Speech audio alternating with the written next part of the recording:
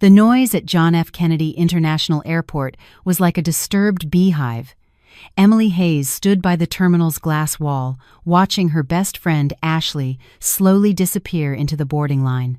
The flight to Miami was half an hour late, but Ashley had insisted that Emily not wait for her. "Go home to Noah," she told her. As she hugged her friend goodbye, telling her they would see each other in a week, Emily was in no hurry to leave. For the past few months, her house no longer felt like a home. Ethan always came home late from the law firm, claiming he had urgent cases to finish. And when he was home, his mind seemed to be elsewhere. He was always lost in thought, and even the news of her pregnancy hadn't sparked the joy Emily had expected from him. Maybe he is just stressed from work, she thought as she caressed her belly, still barely noticeable.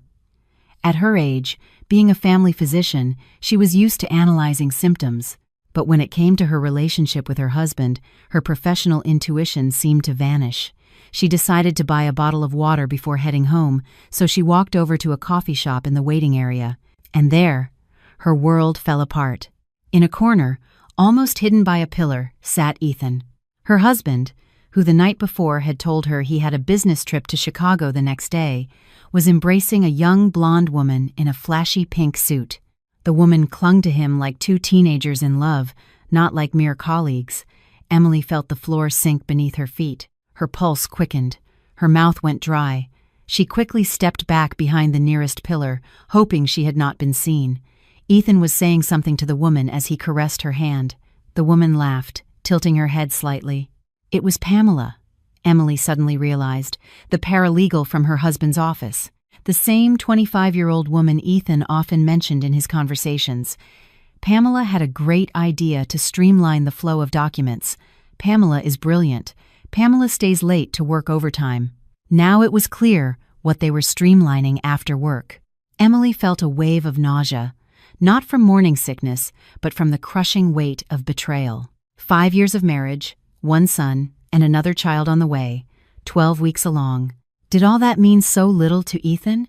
She wanted to approach them, make a scene, demand an explanation, but something stopped her. Perhaps it was her survival instinct or her professional discipline to gather all the information before acting. Emily moved slowly, hiding behind other passengers, close enough to her husband and his mistress to hear their conversation. "Soon everything will be settled," Ethan was saying as he stroked Pamela's cheek. "In court, we will get everything, down to the last dime. What if she suspects something?" Pamela's voice sounded worried. Emily is too trusting. She is a doctor, not a lawyer. She does not understand the complexities of estate law. Ethan smirked dismissively. Besides, she is pregnant now, emotionally unstable. Even if she understood something, who would believe her? Emily gritted her teeth. Emotionally unstable. She would show him what instability was.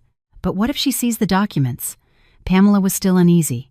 The documents, the evidence, the will, it is all in my red folder, and that folder is in my office. She has no access, Ethan said confidently. After the hearing, we will be millionaires. And your wife? Your son?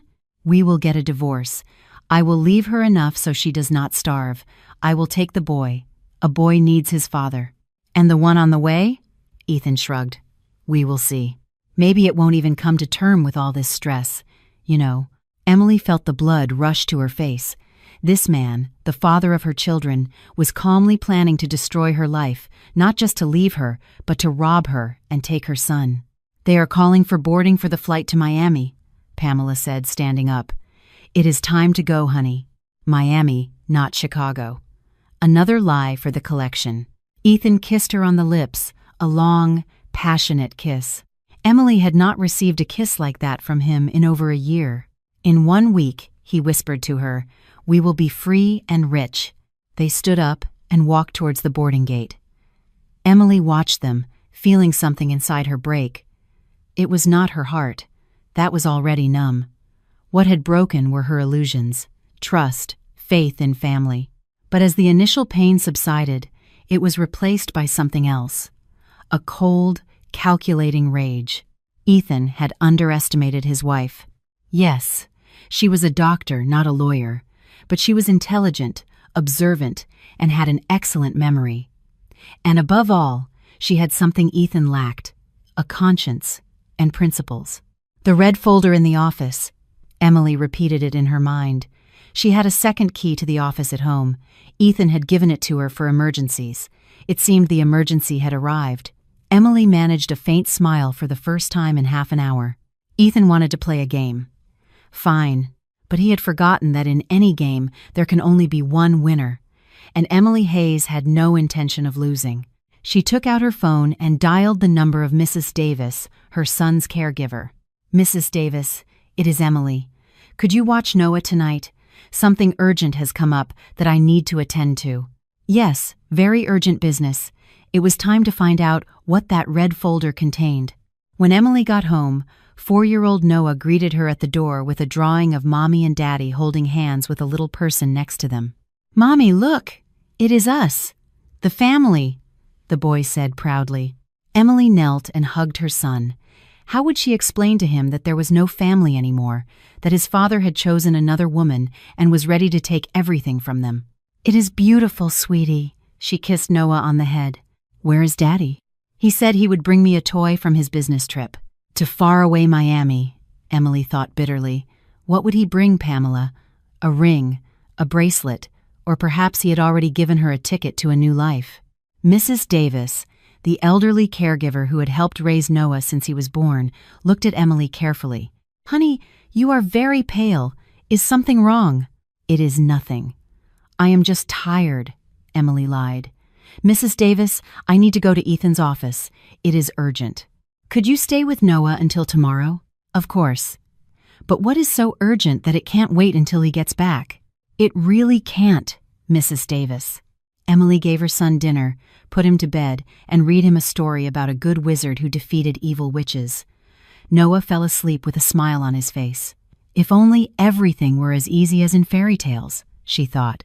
At 10 o'clock at night, Emily got in her car and drove towards Park Avenue, where the law firm was located. Ethan had been a senior partner there for 3 years, a position with a high salary, prestige, and the respect of clients. All of it had provided their family with a comfortable life, or so she thought. The firm occupied 2 floors of a modern skyscraper. Ethan's office was on the 2nd floor, in a corner of the building.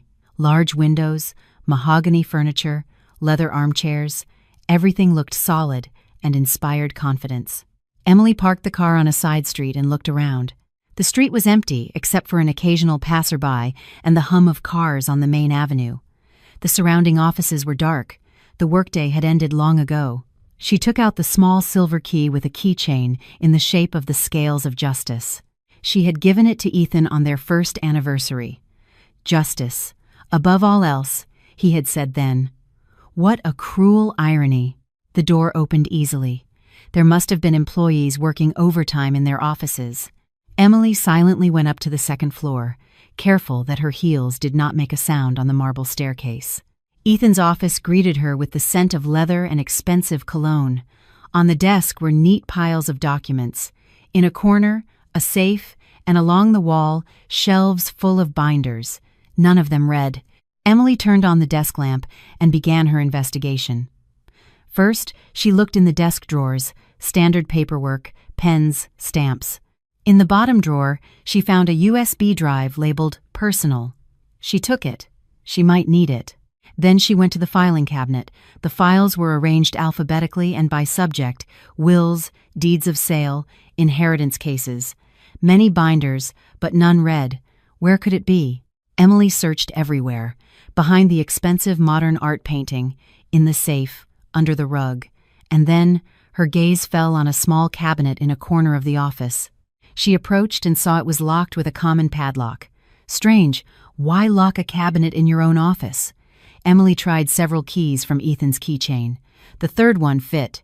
The small cabinet door opened, and before her eyes, she saw several red folders neatly stacked on a shelf. There they were. Her heart raced. The first folder was labeled Andrade M. The last name did not ring a bell. Emily opened it and saw the will of an elderly woman leaving an apartment and a country house to, my God, Ethan Hayes. The 2nd folder. Castro, P.N., a will with a large sum of money in favor of the same Ethan Hayes. The third folder, Jennings, C.S., and this last name was familiar. Emily remembered her great-aunt, Catherine, her late mother's sister, who had passed away 6 months ago, childless, alone. She planned to leave her inheritance to her only grandniece.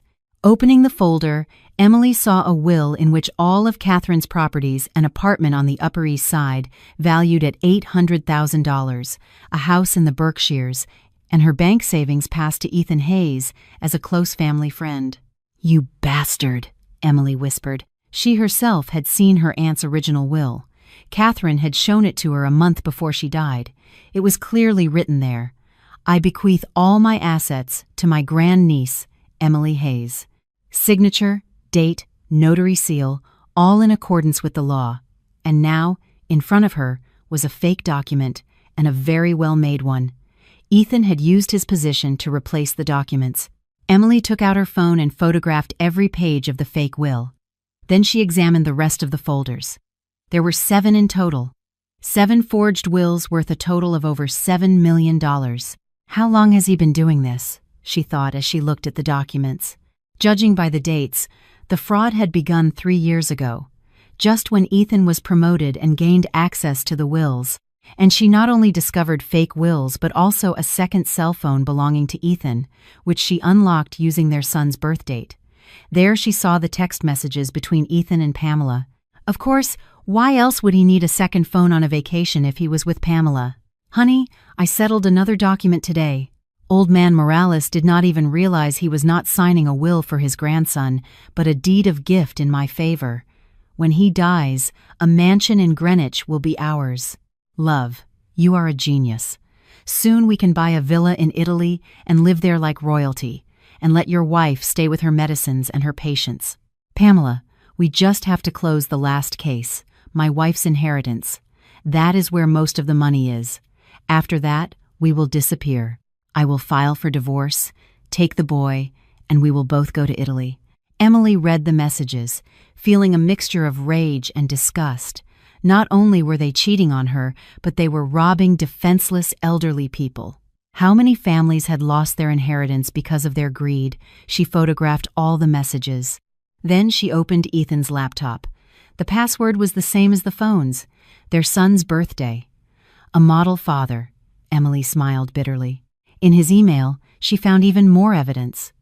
Diagrams of the fraud, lists of victims, money laundering plans, all perfectly organized and hidden. Arrogant fool, Emily thought as she copied the files to the USB drive. Ethan was so sure of himself that he had not even bothered to encrypt the information. After the computer, she returned to the red folders. In one of them, a document made her turn pale. A petition to strip her of her parental rights over Noah, based on the defendant's mental instability and her inability to provide adequate care for the minor. Emily read on. The document was dated for the next day. So that was the plan. First, get the inheritance with the fake will. Then, take the child, claiming she was not mentally fit after losing the money, and Pamela would take her place as wife and mother in their new life. That was not going to happen. Emily returned all the folders to the cabinet and locked it. She had the evidence. She knew the enemy's plan. It was time to prepare the counterattack. She turned off the light, closed the office, and went down to the first floor. Outside, a light drizzle was falling. Emily got in the car and picked up her phone. It was too late for business calls, but in the morning, the real battle would begin. Ethan expected an easy victory in court against his trusting wife. Instead, he would receive a lesson he would never forget. Emily caressed her belly. The baby was too small to move, but she already felt the connection with him. "Forgive me, little one," she spoke mentally to her unborn child. "Mommy will do everything to protect you and your brother Noah." As she drove home, she was already drawing up her plan. First, find a good lawyer, then contact the defrauded families. And, of course, prepare a surprise for her dear husband upon his return from his business trip. Ethan thought he was smarter than everyone, but that night he had lost the most important game of his life, and he did not even know it. The next morning, Emily woke with a steely determination. The previous night had brought her not only proof of her husband's infidelity, but the full scale of his crimes. She knew what she had to do. First, she took Noah to daycare and warned the teacher that only she or Mrs. Davis could pick up the child. Ethan was not to get near their son until everything was settled. Then, she went to her job at the health clinic and requested a leave of absence for family matters. When she got home, she locked herself in her study and opened her laptop. Online, she found the contact information for several renowned lawyers specializing in family and criminal law. The first number answered immediately. "Roth and Associates," a male voice said. "Good morning. My name is Emily Hayes. I need an urgent consultation regarding fraud and document forgery. One moment, please. I will connect you with Mr. Roth. He handles those cases himself." Konstantin Roth was a man in his 40s, with a pleasant voice and a professional demeanor. After hearing a brief summary of the situation, he agreed to meet her in 2 hours. "Bring all the documents and evidence you have," he advised. "If everything you are telling me is true, we could be looking at a very serious case." Emily's next call was to a private investigator, Andrew Castle, recommended by a colleague from the clinic. "I need a background check on 2 people," she explained. "Ethan Hayes, a senior partner at a law firm, and Pamela Serrano, 25 years old, his paralegal.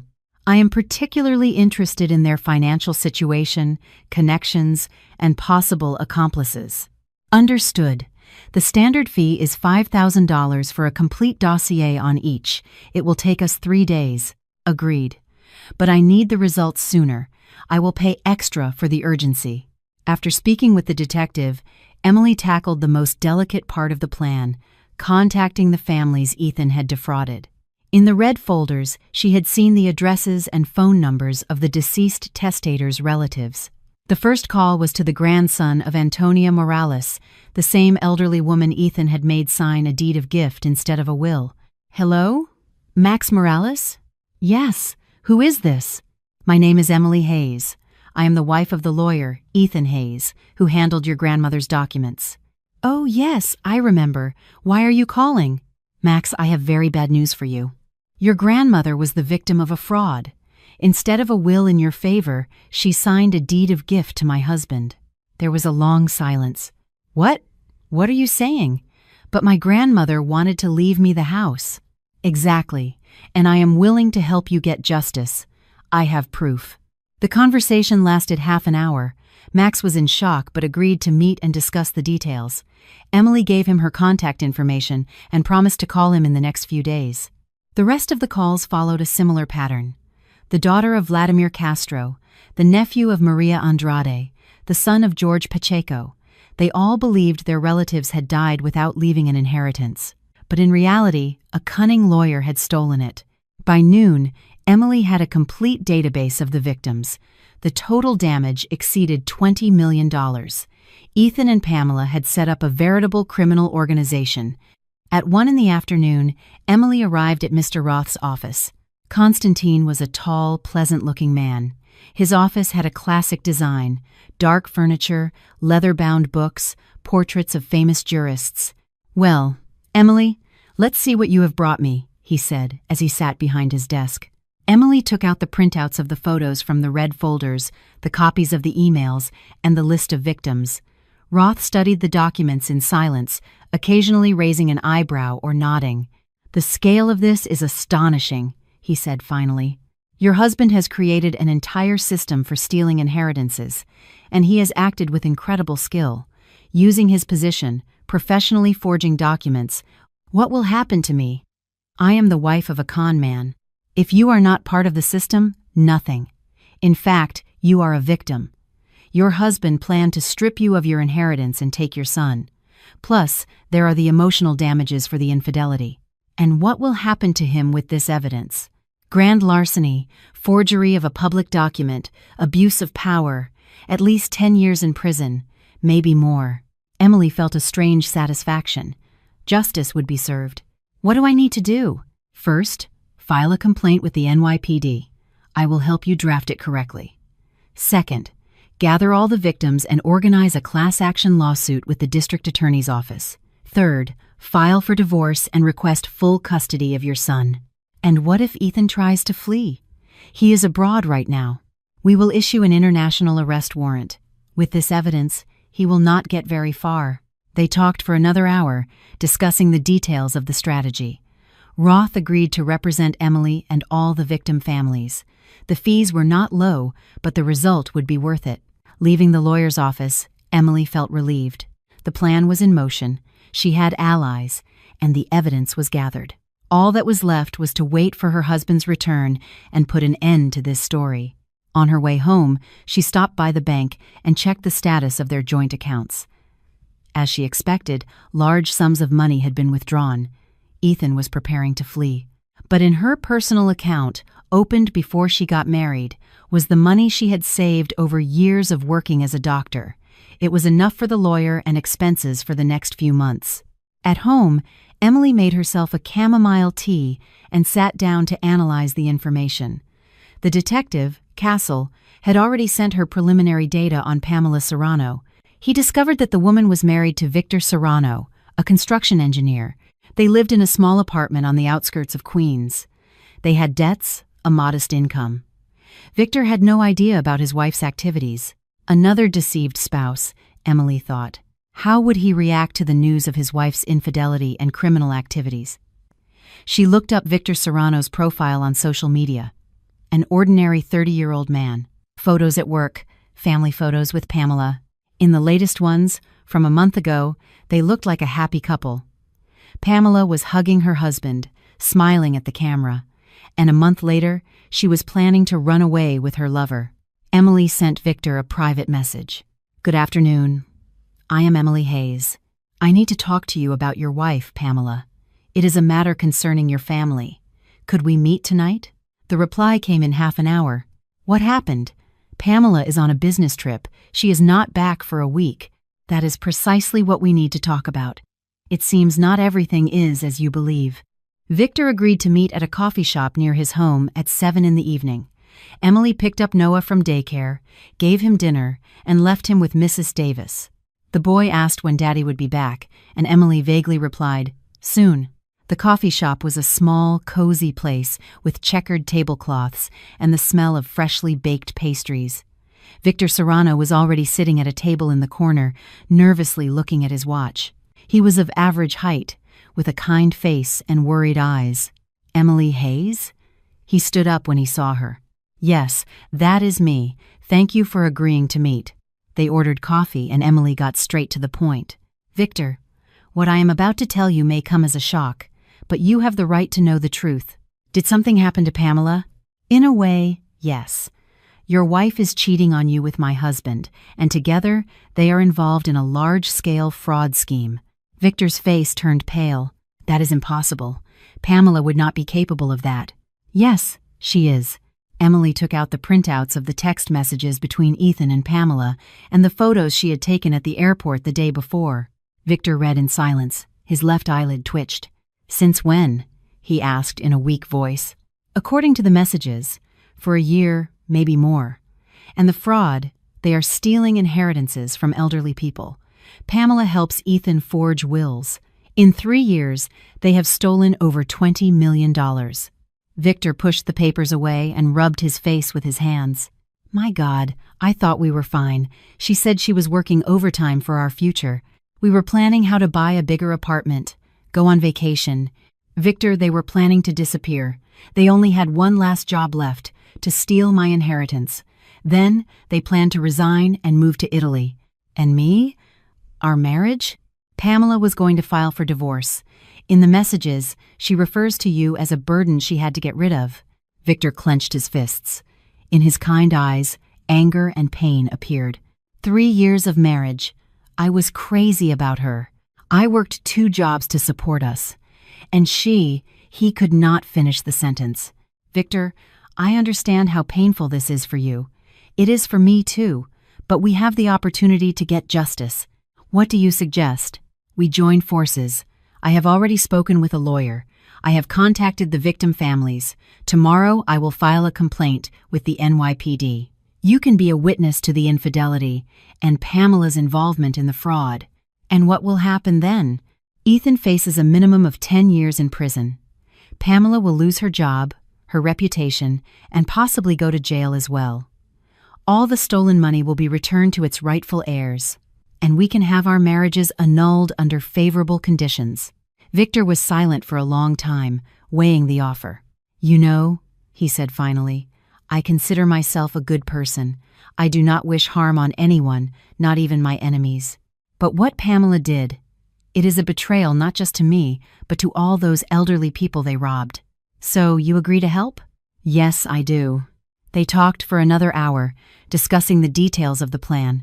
Victor was not only a decent person but also practical. He agreed to monitor Pamela upon her return, record their conversations, and gather more evidence. "By the way," he said before leaving, "I have copies of all of Pamela's documents: passport, criminal record, tax returns. When we applied for the loan for the apartment, the bank asked for everything. Maybe it will be useful." "I am sure it will. Thank you, Victor." "Thank you.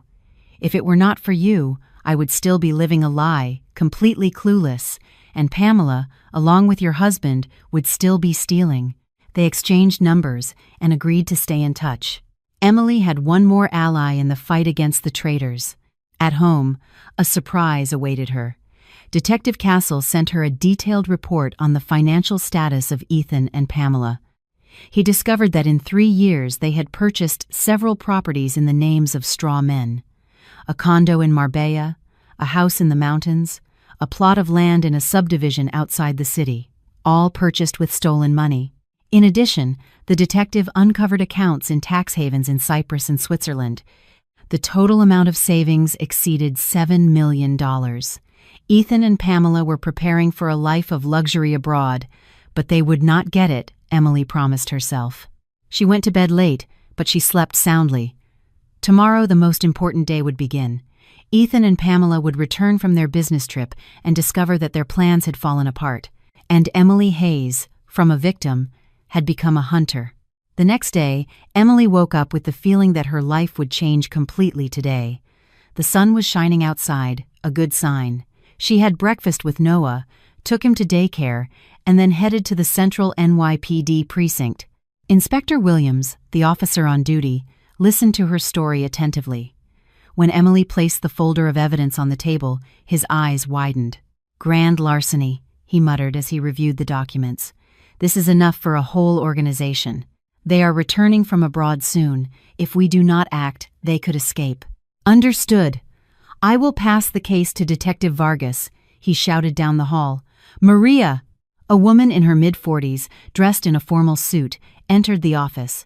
Detective Vargas looked like a person who did not mess around. "What do we have?" she asked as she sat down. Williams summarized the situation for her. Vargas took the documents and began to study them with professional interest. "Good work," she said after 10 minutes. "Emily, where did you get such detailed material?" "I accidentally discovered my husband's plans and decided to do my own investigation. Breaking into someone else's office is a crime. I used the key my husband gave me personally, and I did not steal any documents, I only photographed them." Vargas nodded. "Technically, you are right. Besides, the public benefit of your action is clear. We will open a case.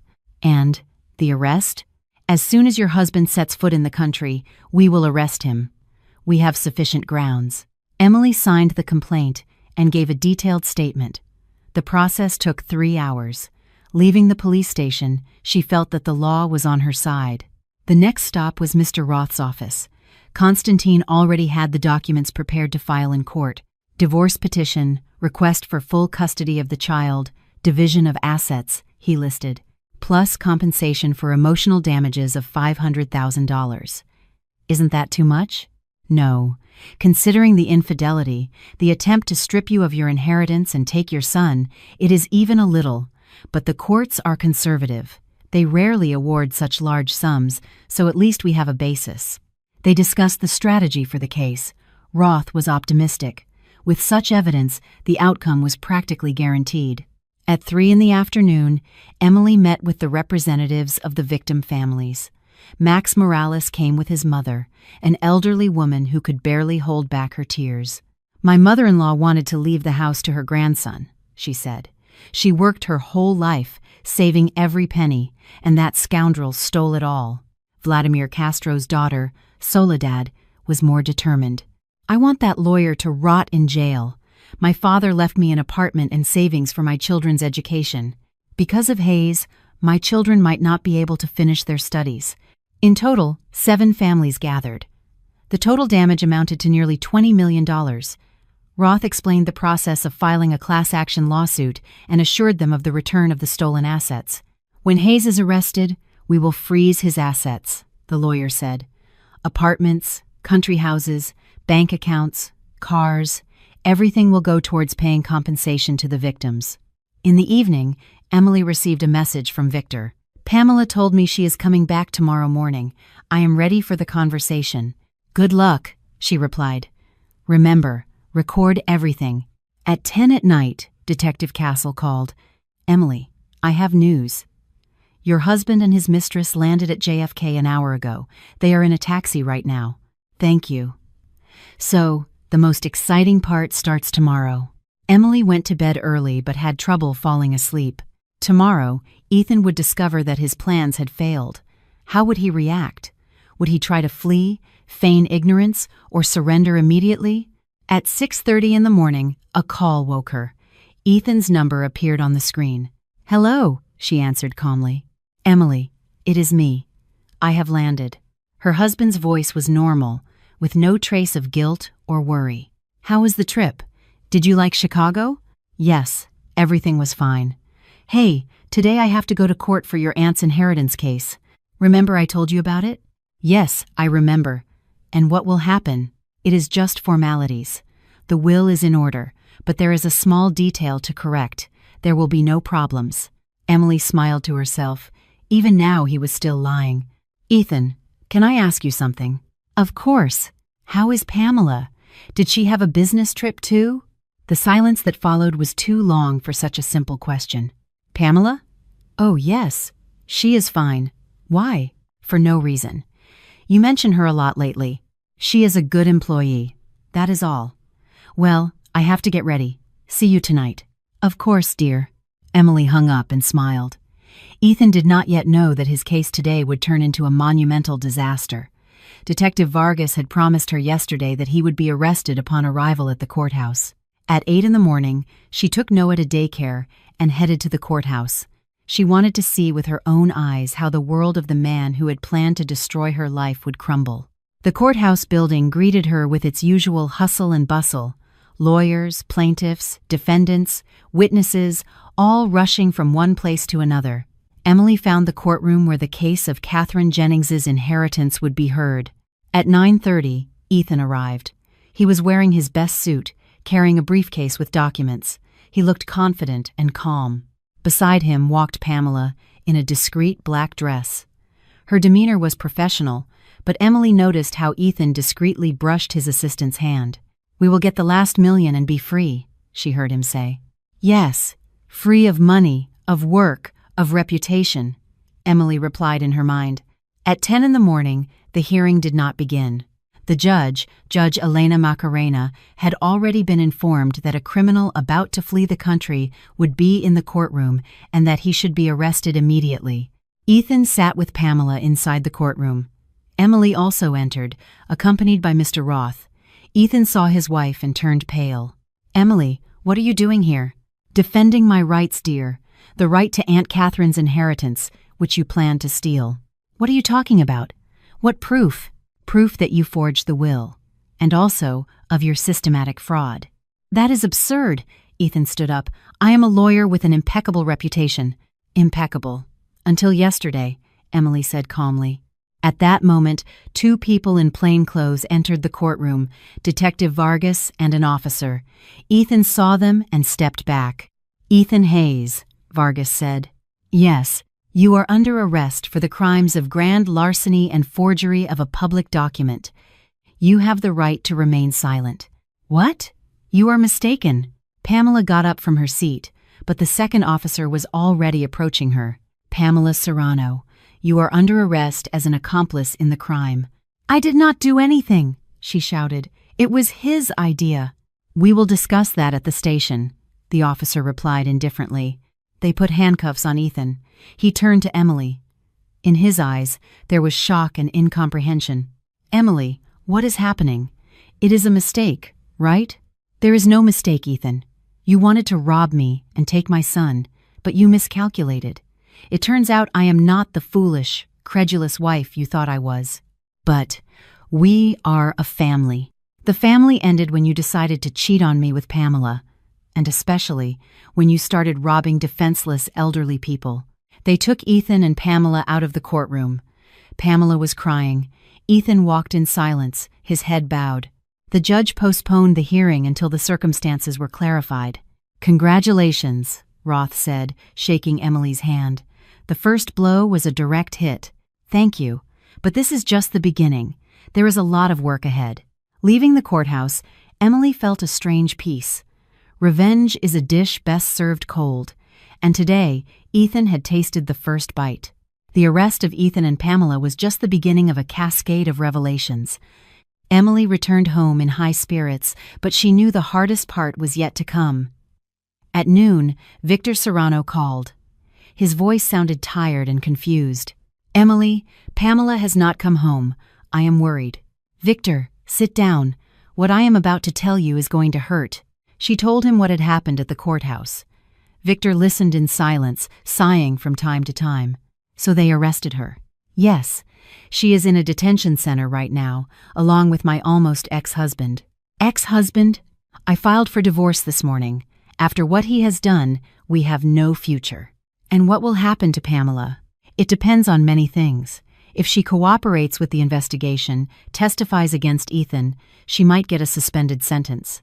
If she remains stubborn, she faces several years as an accomplice in a fraud of this magnitude. 3 to 7 years in prison." Victor was silent for a long time. "You know," he said finally, "I thought I would feel sorry for her, but I do not. She not only cheated on me, but on all the people they robbed. Let the law deal with her." "Victor, the detective will want to talk to you. Your testimony is important for the case." "Of course. I am willing to help." In the afternoon, Emily picked up Noah from daycare. The boy asked where Daddy was, and she answered honestly. "Daddy did something wrong. Now he has to answer for it." "And will he come back?" "Not soon. Maybe he will never come back. Now it will just be you and me. You, me, and everything will be okay." Noah nodded, like a little 4-year-old philosopher. "Mommy, you will not leave me, right?" "Never, my love. Mommy will never leave you." The next day, the real work began. Detective Vargas summoned Emily for a detailed statement that lasted 4 hours. At the end, Vargas said, "Emily, thanks to you, we have uncovered a huge fraudulent scheme. It turns out there are more victims than we thought." "How many?"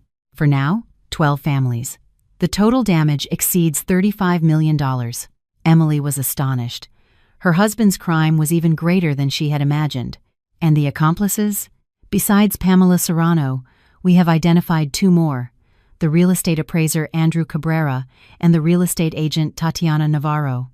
They helped manage the transactions with the stolen properties. Will they be arrested too? We already arrested them last night." After the interrogation, Emily went straight to see her lawyer. Roth greeted her with good news. "The court has accepted your divorce petition for processing. Given the circumstances, the process will be quick, and the custody of the child. Ethan will lose his parental rights due to his arrest and the criminal case. Noah will stay with you. And the properties? All of Ethan's assets are frozen. Apartments, country houses, bank accounts, cars, everything will go towards paying compensation to the victims. You will get half of the marital property not related to the crime, that is, the apartment where you live now. In addition, monetary compensation for your share in other properties and your aunt's inheritance. The fake will has been declared null and void. You will get everything that is yours, the apartment on the Upper East Side, the house in the mountains, the bank deposits." Emily calculated mentally. Including the inheritance, she would become a wealthy woman with enough for a comfortable life. By the way, about the child. In the last few days, with the stress, Emily had almost forgotten about her pregnancy. And suddenly, she felt a pang in her lower abdomen. "Constantine, "Excuse me. I have to go. I do not feel well." "Of course, take care of yourself." On the way home, the pain intensified. Emily stopped at a pharmacy, but suddenly she felt dizzy and everything went black. Emily woke up in a hospital. Beside her, doctors and nurses, and there she learned that she had lost the baby. The pregnancy had been terminated, Emily cried. When she calmed down, she called the caregiver and asked her to pick up Noah from daycare and take him to her house, explaining what had happened. She spent 3 days in the hospital. Entering her house, she decided she had to move on. She had Noah, who needed a happy, healthy, and loving mother. An hour later, the caregiver brought her son. She hugged him and decided not to tell him for now that his little brother was no longer in Mommy's belly. In the evening, Detective Castle called. "Emily, I have news about your husband's financial dealings." "I am listening." "We have found 3 more accounts in tax havens. The total sum of stolen money exceeds $45 million. Ethan prepared his escape thoroughly. Can that money be recovered?" "We are in contact with international agencies. The process is complex, but there is a chance." The next day, Emily received an unexpected call. It was Pamela Serrano from the detention center. "Emily, it is Pamela. They gave me one call." "I am listening." "I want to tell everything, testify against Ethan. But I have one condition." "What is it?" "Meet with me. There are things you need to know." "About what?" "About what Ethan planned to do to you and your son. It is much worse than you think." Emily agreed to meet. Curiosity overcame her aversion. The detention center was a grim building in an industrial park. The visiting room, bare walls, a table, 2 chairs, bars on the window.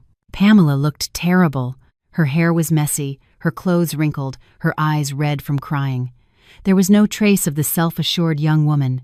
"Thank you for coming," she said in a weak voice. "I am listening, Emily. I want you to know I never wanted to hurt you. Ethan told me you had not loved each other for a long time and that the divorce was inevitable. And you believed him. I was in love, blind and stupid. He promised he would marry me, that we would buy a house in Italy. Children." "Children?" "I am pregnant, Emily. With Ethan's child. I found out last week." Emily felt a pang in her heart. He was going to have a child with his mistress, while her own baby had not survived. "Why do you think it is Ethan's?" "My husband and I were careful, because I was going to leave him for yours." "And what else did you want to tell me about Ethan's plans?" "He did not just plan to divorce you. He planned—" Pamela hesitated. "What did he plan?" "To kill you, after you gave birth. To make it look like an accident or postpartum depression." Emily felt her blood run cold. "Are you kidding me?" "No. He has contacts in the criminal world. People who know how to eliminate obstacles. Ethan said it was simpler. No need to divide assets in the divorce." "And you kept quiet?" "I thought he was not serious, that they were just words." "And when did you realize he was serious?" "When he showed me pictures of those people, he told me how they worked. Then I got scared, but it was too late. I was his accomplice."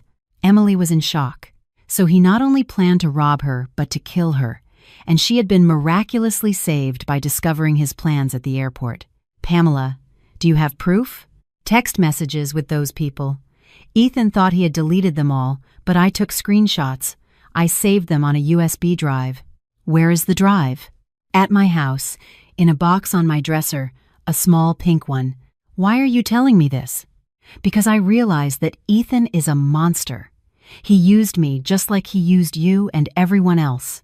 And when he no longer needed me, he would have discarded me too. And your husband, Victor is a good man. I was an idiot to betray him. Now I want to, at least, redeem part of my guilt." "What do you want in return?" "Tell Victor I am sorry, and let him know the truth about the child."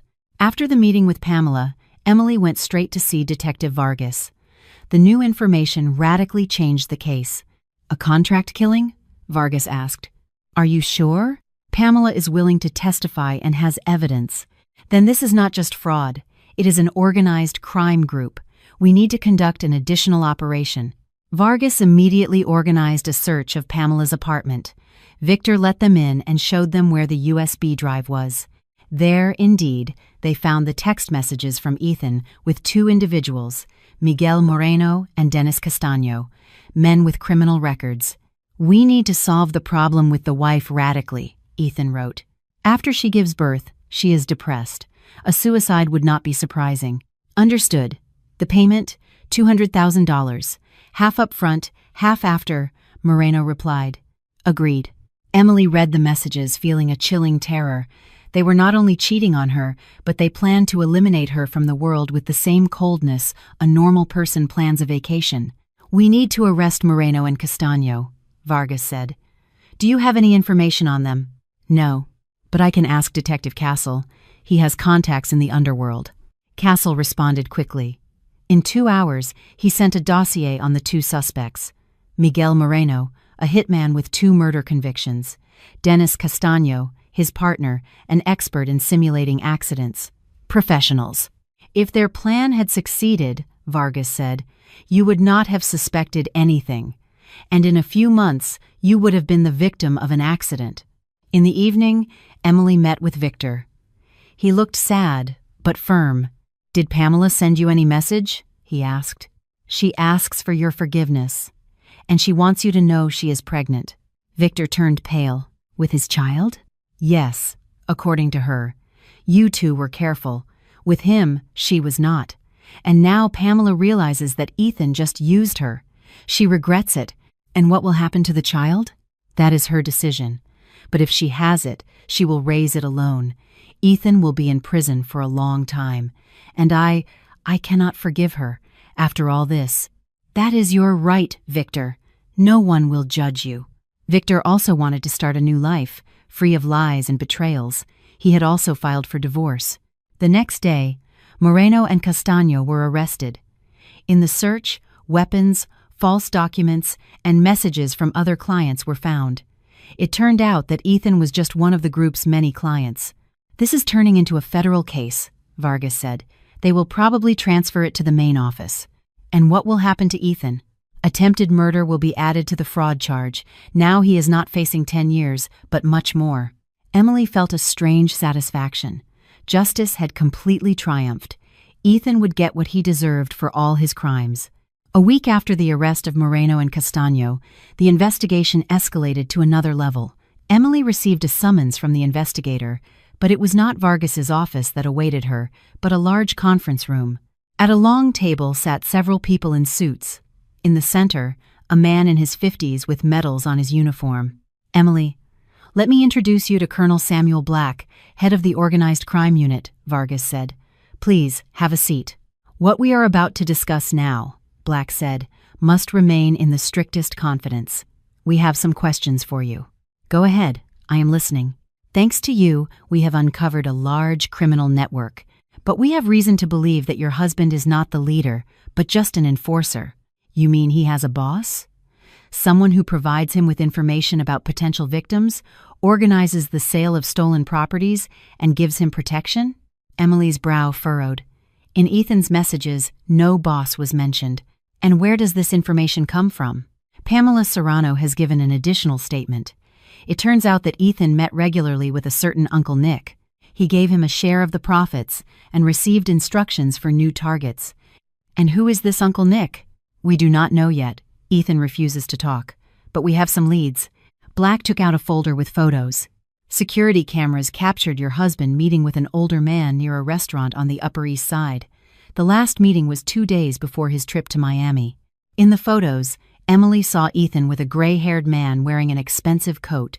The man's face was turned away, but his general figure was visible. "Does this face look familiar to you?" "No, I have never seen him." "And the voice? Has Ethan ever spoken on the phone in front of you with someone he called Uncle Nick?" Emily tried to remember. In recent months, Ethan often spoke on the phone, going into another room, but she did not remember hearing that name. "I do not recall such a conversation." "Understood." Then, another question.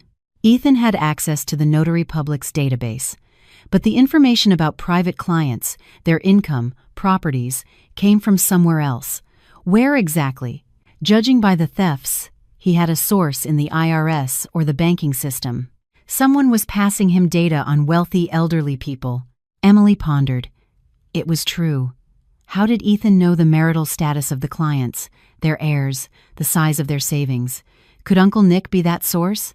It is very likely. That is why we need your help. In what?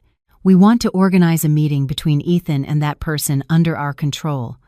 But for that, Ethan has to contact him himself. And why would he do that? If we promise him a reduced sentence in exchange for his cooperation. Or, Black paused, if he thinks he can escape. How? You mean you will break him out of jail? Of course, under our control. Ethan will try to contact his boss, ask for help. We will catch the contact and get to Uncle Nick. And the risk? Minimal. Ethan will be under constant surveillance. At the first real escape attempt, he will be arrested again. Emily thought about it. The plan was risky, but tempting. Capturing the entire criminal network would mean protecting other potential victims. Agreed. What do I have to do? Visit your husband in jail. Tell him you are willing to forgive him and help him. Maybe he will share information about his boss. But I have filed for divorce. Tell him you have changed your mind. That love is stronger than resentment. The important thing is that you convince him of your sincerity. Emily agreed. The next day, she went to the detention center where Ethan was being held. Her ex-husband looked terrible, unshaven, thin, in a prison uniform. There was nothing left of his former arrogance. Emily, I can't believe it. You came. Yes, I came. She sat down across from him. How is Noah? And the baby? Forgive me. I was a fool. Pamela tricked me. The money blinded me. They are fine, Emily lied. I have been thinking a lot about us, about our family. And what conclusion did you come to? That I do not want to destroy our family because of your mistakes. Yes, you were wrong, but we can fix everything. Ethan's eyes lit up with hope. Are you willing to forgive me? I am. On one condition. Tell them the whole truth. About your accomplices, about who helped you, gave you information. Maybe the investigation will be lenient and reduce your sentence. Ethan hesitated. Emily, it is complicated.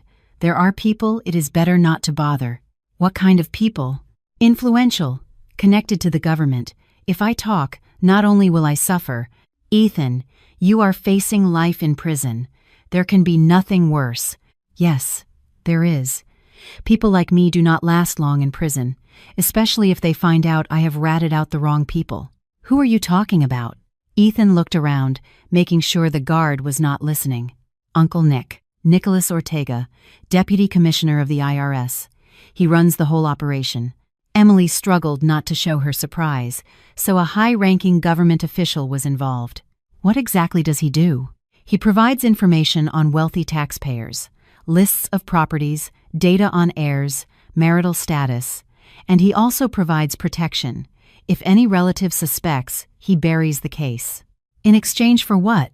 Half of the profits. Ortega takes the largest share, but he also runs the greatest risk. And now he probably wants to get rid of me. I know too much about his connections, his foreign accounts, his shell companies. Ethan, what if the investigation guarantees your safety? What safety? Ortega has connections in the DA's office, in the courts, in the prison. He will get to me anywhere. Emily realized she had obtained crucial information. Now she just had to use it correctly. And what if you escape? Escape? To where? I am in a detention center. Anything can happen. A transfer to court? A medical checkup? Even if you escape, where would you go? Without money, without documents. To see Uncle Nick. He will help you if you are useful to him. Ortega would only help me hide if I am useful to him, and now I am a risk and a burden to him. But if you offer him something valuable, like what? For example, information about the investigation, what they know and what they do not. Ethan thought about it. You know, maybe you are right. If I tell Ortega how the investigation is going, warn him of the danger, maybe he will help me flee the country. Try to contact him from here. All calls are monitored. Through a lawyer or by passing a note to a cellmate. Emily, are you sure you are on my side? You are not working for the investigation? Emily pretended to be hurt. Ethan, I am your wife, the mother of your children. Of course, I will always be on your side. Sorry, I think I am going crazy in these walls. I understand. The important thing is that we find a way to get you out of here. Ethan believed in his wife's sincerity and promised to try to contact Ortega. Emily left with a sense of victory. In the car, she immediately called Colonel Black. Samuel, I have a name. Nicholas Ortega, Deputy Commissioner of the IRS. Ortega. Wow. We have long suspected his corruption, but we had no proof. Now we will. Ethan is willing to contact him. Excellent. Let's start the operation. The operation to capture Ortega was called Operation Vengeance. Colonel Black personally supervised every stage. Emily had been a crucial part of the chain, but her active participation ended there. From now on, it is too dangerous, Black explained to her. Ortega is a serious adversary. He has connections, money, power. If he finds out you are working for us, he might try to eliminate you. But I want to see the end of this case. You have already done the most important thing. You have led us to the boss. The rest is for professionals. Emily agreed to stay on the sidelines but asked to be kept informed. Black promised to give her regular updates.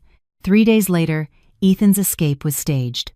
During a transfer to the courthouse, the prisoner transport van had an accident. In the chaos, Ethan escaped. In reality, he was released under the control of the agents. Ethan ran and borrowed a cell phone from a student, pretending to call an ambulance for an old man who had fallen on the corner. From memory, he dialed Ortega's number. The agent's car followed him from a distance. Nicholas, it is Ethan. Are you crazy? Calling me directly? I have no choice. I have escaped, but they will find me soon. I need help. What help? You are burned. Documents, money, a way out of the country. I have information about the investigation. What information? They know about you. They are looking for a certain Uncle Nick. They are about to locate you. There was a long silence. Where are you now? In the city, with a borrowed phone. Then, I will hide in the basement of an abandoned building. Vasquez Street, number 15, back basement. Wait there. In an hour, someone will come for you. The call was cut off. Ethan returned the phone to the surprised student and headed to the indicated location, followed by the agents. An hour later, a black Audi with tinted windows arrived at the building. 2 men in leather jackets got out and entered the basement. "Ethan!" one of them shouted. "I am here," Ethan replied from the darkness. "Let's go. The boss is waiting for you." They put Ethan in the car and took him away. 3 teams followed them, alternating cars and motorcycles. They could not lose the target. The Audi stopped near a luxury restaurant, the Monarch, on the Gold Coast. They took Ethan through the back entrance to a private office on the 2nd floor. Behind a large desk sat Nicholas Ortega, a man in his 60s with gray hair and a cold gaze. Beside him, 2 bodyguards. "Well, well, Ethan," Ortega said with irritation. "What a mess you have made." "Nicholas, it is not my fault. My wife turned out to be smarter than I thought." "Your wife is a minor problem. The problem is that you got caught. And that means you are dragging us all down." "But I have not said anything. I have been quiet as a tomb. For now, you are quiet. But what will happen when you face life in prison? You will sing like a canary. I will keep quiet. I promise." "Ethan, you have disappointed me. I invested a lot in you. I gave you the chance to make millions, and you have ruined everything for a woman. Give me a chance to fix it. Help me get out of the country. I will disappear forever." Ortega smiled dismissively. "Abroad? Do you take me for a fool? In a month, you would rat me out to foreign special services in exchange for asylum? No, I am not a traitor. Everyone is a traitor, Ethan. When life is at stake, everyone betrays. You know, I have a more radical idea." "What is it?" "You die today. In an escape attempt. The dead do not testify." Ethan turned pale. "Nicholas, you cannot do that." "I can and I will.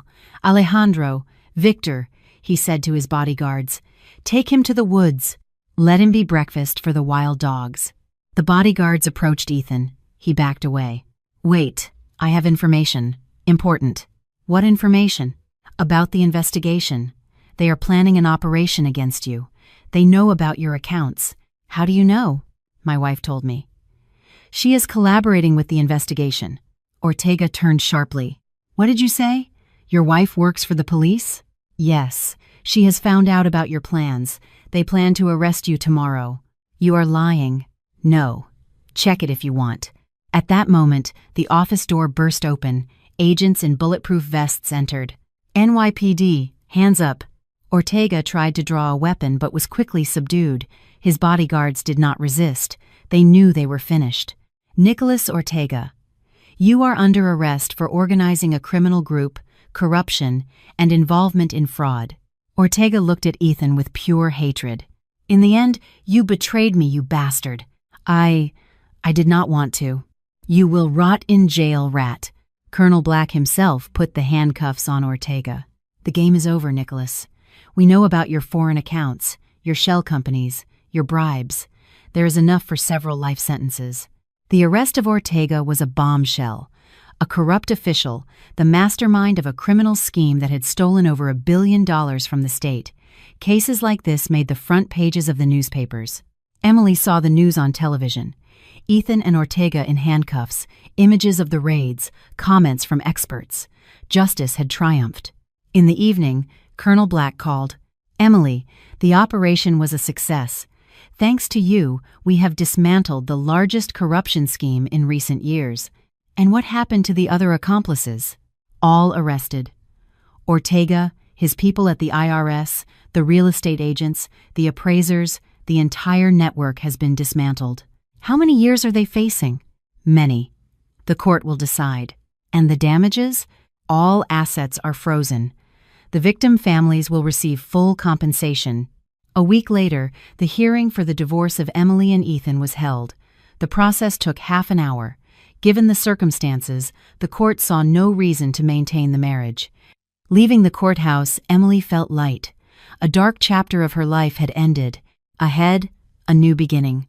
Victor Serrano had also divorced.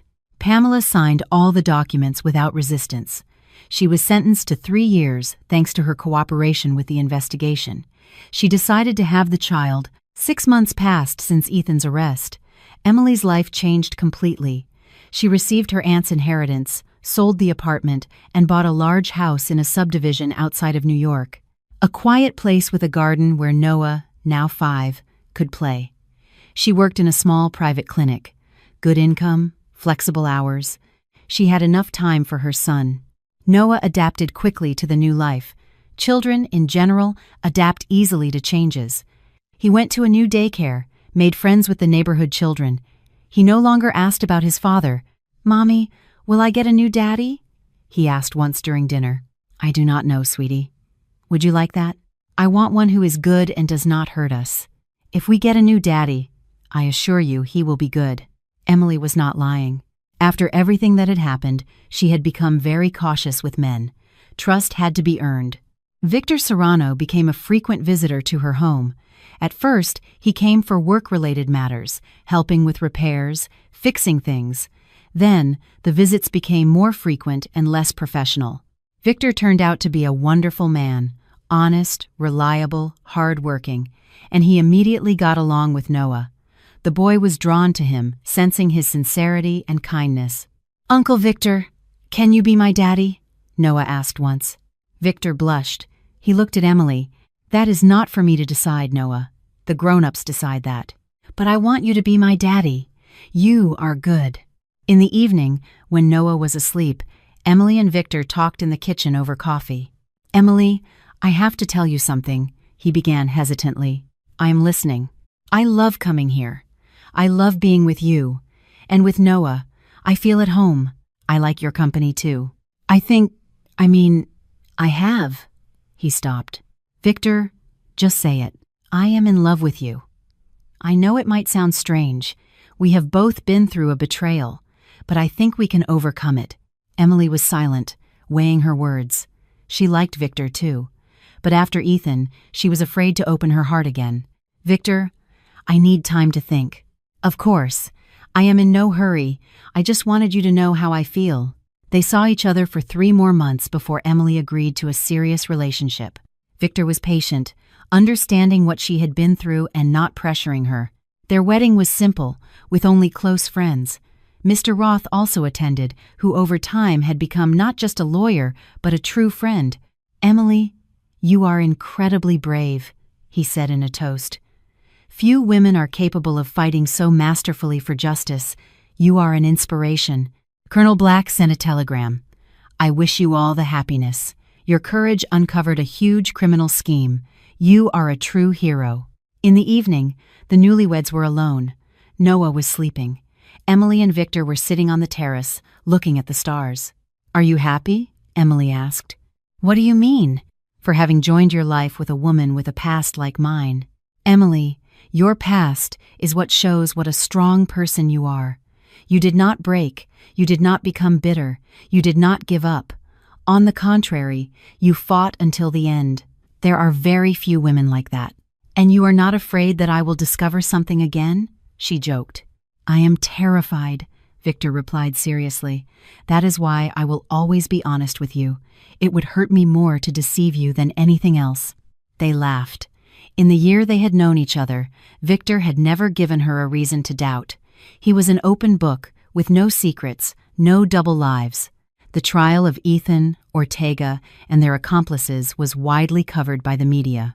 They called it the case of the century, and a victory for justice. Emily attended all the sessions as a victim and witness. It was painful to see Ethan again, but it was necessary. That story had to be put to rest. Ethan looked terrible. He had lost weight, gone gray. His eyes had lost their sparkle. There was nothing left of the arrogant lawyer. In his testimony, he tried to justify himself several times. "I did not want to hurt my wife. I was confused. I was influenced." "Influenced by whom?" the prosecutor asked. "By Ortega. He forced me to join the scheme. He threatened me." "And the attempted murder of your wife? Did he force you to do that too?" "I was not going to kill her. They were just words. We have text messages with the hitmen. You paid a down payment of $100,000. Ethan was silent. There was no point in justifying himself. The evidence was overwhelming. Ortega was more dignified. He did not justify himself, did not blame anyone. He remained silent or answered in monosyllables. "Do you admit your guilt?" the judge asked. "Partially." "In what, exactly?" "In corruption. The rest, let the court decide." The trial lasted 3 months. During that time, dozens of witnesses were questioned, hundreds of documents were reviewed. The sentence was harsh.